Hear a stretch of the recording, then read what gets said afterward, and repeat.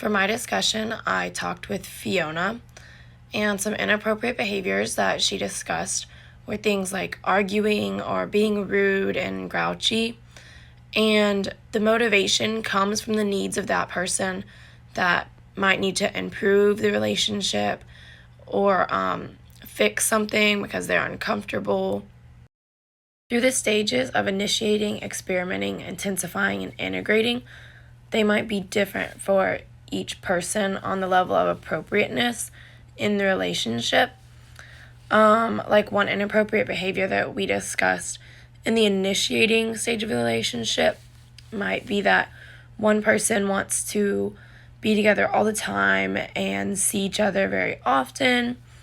and whereas the other person might feel like in the initiating stage that is not appropriate, or like the relationship is not serious enough to be doing that all the time.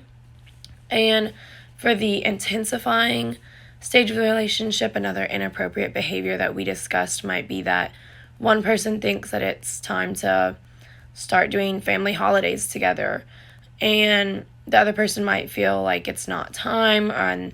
that the relationship isn't serious enough to be doing that quite yet as it intensifies. So they may feel like it's not appropriate yet in that stage of the relationship. The relationship stage can set expectations by wherever the relationship is between those two people at the time. It will set the rest of the communication for the rest of the relationship, whether or not they can communicate effectively with each other, and how they handle arguments or disputes, and if it works out well or if things go badly. Appropriate behavior demonstrates communication competence when both people can understand what the other person is saying and what their needs are, so that they can both communicate in an effective way, that they both are meeting their needs so that they can have a healthy relationship. Some appropriate behaviors that me and Fiona discussed, one would be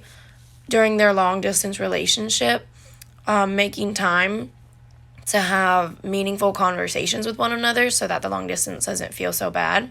And another thing would be when having disputes, to have a discussion where they both openly speak about what they feel and what they need and what maybe can be fixed or changed to help them continue their relationship.